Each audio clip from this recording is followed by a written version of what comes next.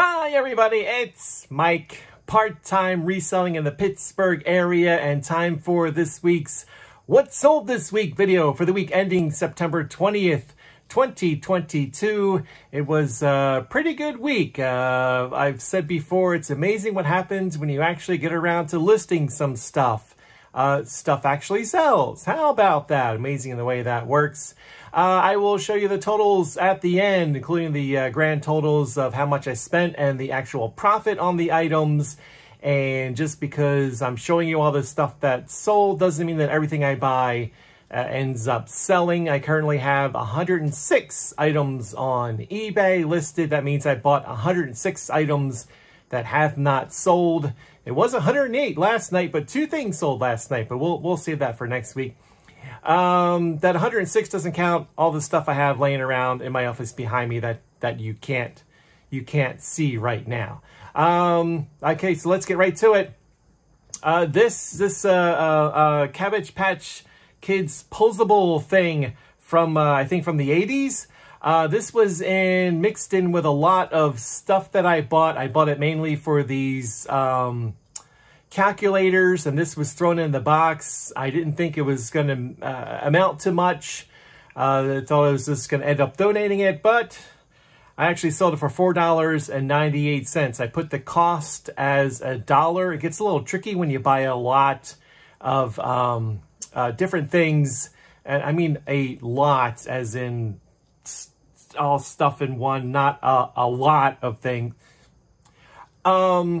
So I put it down as costing me $1, and like I said, sold it for $4.98. So I made a profit of $3.69, and I'm happy with that because, like I said, I thought that was something I just have to end up donating it, but somebody bought it, so that's good. I finally got around to making a box for this HP LaserJet print cartridge. I couldn't find a box good enough, so I made one. I'm getting better at making boxes. Watch a couple videos and figure out how to do that. This I got from an estate sale for $5, and I sold it for $43.65 for a profit of $34.04. I was surprised that I got this so cheaply at this estate sale. This company that runs it, I have trouble finding stuff at a cheap price at their sales, cheap enough that it makes sense for me to buy it, to resell it. But for some reason, they had a couple of toners that were only $5. So I scooped those up, and this was the first one that sold because I finally got around to making a box for it and finally could list it. This next one, I forget the story on how I got it. I'm sure it was part of a lot, and a disastrous lot at that, because I think included in that lot was a DVD recorder that didn't work. This is a DVD player, just a simple Sony DVD player. I put it as costing me $30.25. I sold it for $19.39. Yes, I lost $15.75. I think that one of the hardest things when you resell is admitting that you were wrong, that you bought something that you shouldn't have. It's hard to keep lowering the price to the point where you know you're going to lose money, or you just end up giving up and donating it and taking the full loss. It's something that you have to learn to do, though. So at least it's sold, at least it brought some money in, and it gets it out the door. And that was around for 233 days before it finally sold. I'm sure I lowered the price a bunch of times before somebody finally bought it. This car radio, a Pioneer car radio, I got this from a church rummage sale for $3. Tested it, and it sold for $41.56. So I made $31.04, right? Okay, that's, my notes are always off to the side. That's after fees and shipping and all that. I like finding car radios. I like testing them. Check out the video on how I show you how to test car radios without a car. Sometimes it works out, sometimes it doesn't. I still have one that I bought a long time ago that's been on eBay for a long time. I keep lowering the price and nobody wants it. that one might end up being one of those ones where I just give up and end up donating it back to a thrift store or something. This one I got lucky on, this Harman Kardon HD 7500 CD player. I got this and a dual cassette deck. I forget which brand the cassette deck is, not Harman Kardon. And for some reason, it was local online auction. I got them both for a total of $5. The lot only came to $5. I was like, why is this so cheap? Usually they go for more than that. Maybe I was the only one that didn't know that the CD drawer did not open in the CD player. It sounds great if you like the CD that happens to be in the CD player because you can't open it to get it back out. I did unscrew it and took a look around inside. I don't know what I'm looking at. I didn't see anything obvious.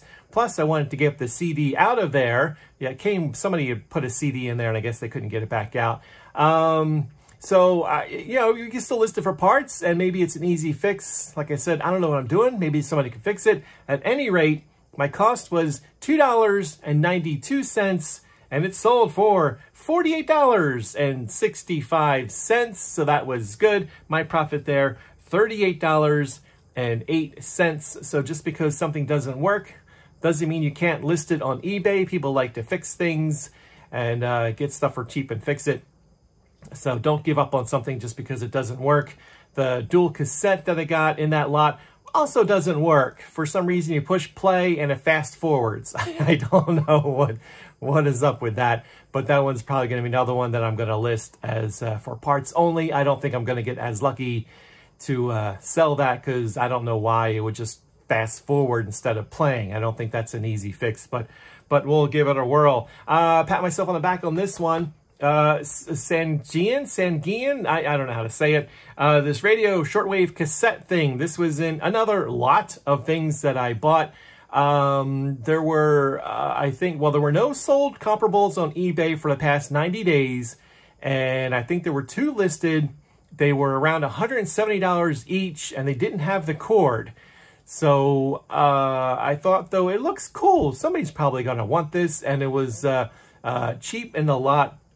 My cost was $8.35. Once I found a box and tested it and everything, I tried to figure out a price. I just listed it for $148.68. Figured I'll start there and see what happens. My thought process was listed kind of lower than the other ones that are listing that don't have a cord. And since it cost me only $8, you know, I'll take $148 for $8 and just get it out the door. And like I said, it sold. My profit there was $121.29.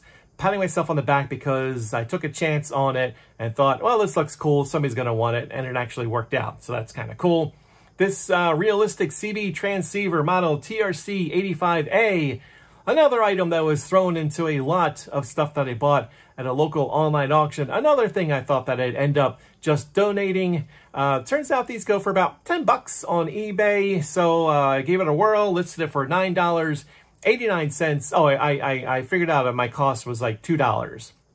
Listed it for $9.89 and it sold. So a profit there, $5.09. So again, that's another one that I thought, I don't think I'm going to get anything out of this, but turns out I did. So that's good. Lucky me. Anyway, so that is it. That's the items that sold. They cost me a total of $52.52.